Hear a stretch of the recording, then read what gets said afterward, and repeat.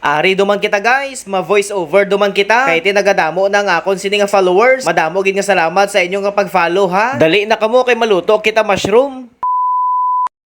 So ari na guys, lutuon na nato ng ginbakal nato nga mushroom kagaina sa barangay Kinram, Isulan, Sultan Kudarat. Ang mushroom capital sang Sultan Kudarat guys, kay damo dira ga baligya sang mushroom. So ang una nato nga ginbutang, ginpainit nato ng kalaha, kag syempre ginbutangan naton mantika, kag syempre nag-slice na kita iya sang mga ricados. O pinakabilog lang ina, 3 ka bilog nga bawang ang aton sini nga butang. Kag syempre init naman ang mantika naton, ginbutang na nato niya ang bawang, kag imikis-mikis lang natin yan guys para hindi masunog. And then after that, ilalagay na natin yung sibuyas. Ayan, kalahating sibuyas lang yung nilagay ko guys kasi hindi ako makabili kasi nga malakas ang ulan dito ngayon. Pasensya na kayo kung konti lang yung ating mga ricados dyan, pero okay na yan. Malasa pa rin yan guys. Pagkatapos nating imekis-mekis guys, ilalagay na rin natin yung kamatis. Nagtataka kayo guys no, bakit konti lang yung ating mga sangkap dyan? Pasensya na talaga kasi nga hindi ako makalabas, hindi ako makabili ng sibuyas, bawang at kamatis kasi malakas talaga ang ulan dito guys. Kung gusto nyo, kayo na lang ang bumili. Ayaw kong maulanan guys, ayaw kong magkasakit. Mahirap na daan magkasakit ngayon. Kaya kung ano na lang yung nakita ko sa loob ng refrigerator namin guys, yun na lang yung kinuha ko at gagamitin ko para panggisa natin dito sa ating lulutuing mushroom. Ang sarap talaga pakinggan guys no, naririnig talaga natin yung tunog ng ating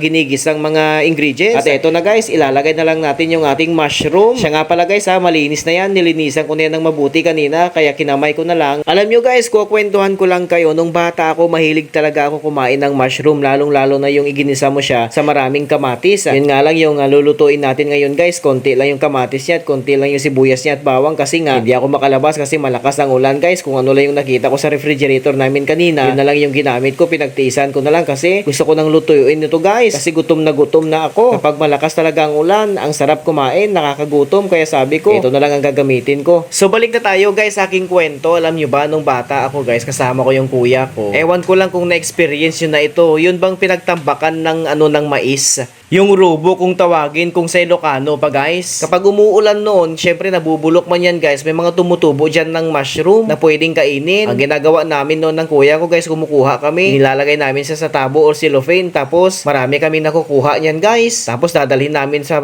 bahay, may ulam na kami pag-uwi, ililinisan namin ng mabuti. At syempre ginagawa ng mga magulang ko noon, niluluto nila ito guys sa maraming kamatis, ginigisa nila. Kaya doon nag-umpisa ang lahat guys, kaya mahilig talaga ako sa mushroom, paborito ko talaga, lalo na kapag ginigisa sa maraming kamatis guys. Ang sarap-sarap talaga. Iba talagang buhay noon guys no? Napakasimple lang, sagana sa ulam. Balik na tayo guys sa ating niluluto. So ayan na, nalagyan na natin yan ng pampalasa, nalagyan na natin yan ng seasoning, nalagyan na natin yan ng asin. At syempre, napakabango talaga siya guys. Kapag nagigisa talaga ako, ito yung pinakagusto ko, naaamoy ko yung bango niya. Syempre, ilalagay na natin guys yung dahon ng ampalaya. Kung sa Ilocano pa guys, parya balang. Kahit saan kasi ito guys tumutubo, masustansya itong ampalaya na ito guys. Yung bunga nito guys, maliliit. Masarap itong ihalo sa pinakbet. Kaya ito tinawag na parya balang guys. Mas mapait din ito sa malalaking ampalaya, pero sa akin parang parehas man lang guys. Naglagay nga pala tayo guys no, ng konting tubig kasi parang paubos na yung sabaw niya. Lalagyan natin yan kay para may mahigop din tayong sabaw mamaya. So ayan guys ha, hinalo-halo natin yan kay para maluto talaga yung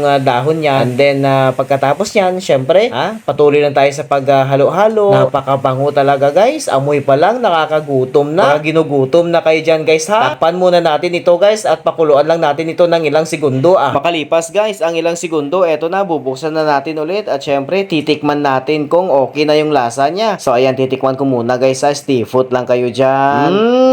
Sarap. Tamang-tama lang yung lasa niya guys. Kaya okay. Okay siya guys. Perfect na perfect. Kaya papatayin ko na ang apoy nito. So ano pang hinihintay natin guys? Kain na tayo. Maraming salamat sa panonood. Bye!